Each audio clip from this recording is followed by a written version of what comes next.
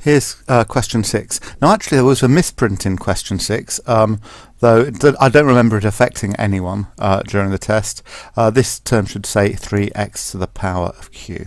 Okay, this showed up some people do have a little bit of do have some issues with indices.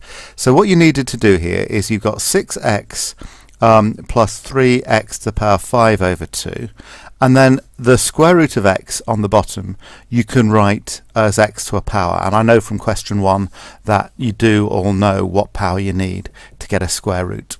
But then you split this into two terms, so you have 6x, which is 6x to the power 1, over x, this is a power of x on the bottom, I won't tell you what, plus 3x to the 5 over 2 divided by the same power of x.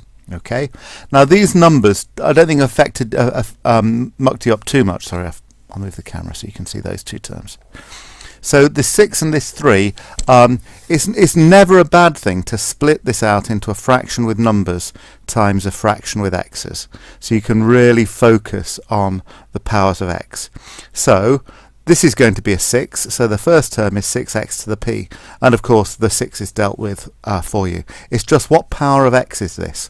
Well, we've got x to the power of 1 divided by x to a power you've decided, and the rule for a power of x divided by another power of x is we subtract these.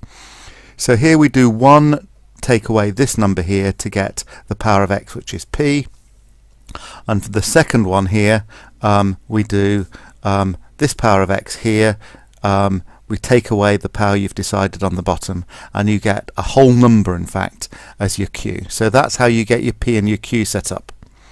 And of course that first part was to help you with this, okay, because now we're going to take that as dy by dx, and we need to find y in terms of x.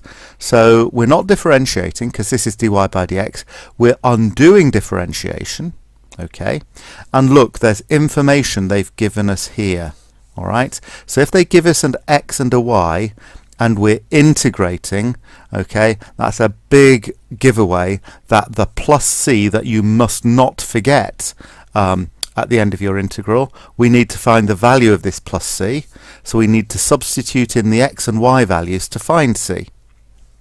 So substitute in x, substitute in y, and c will be the only unknown, so find what c is and then write out y in terms of x, and make sure you simplified the coefficient.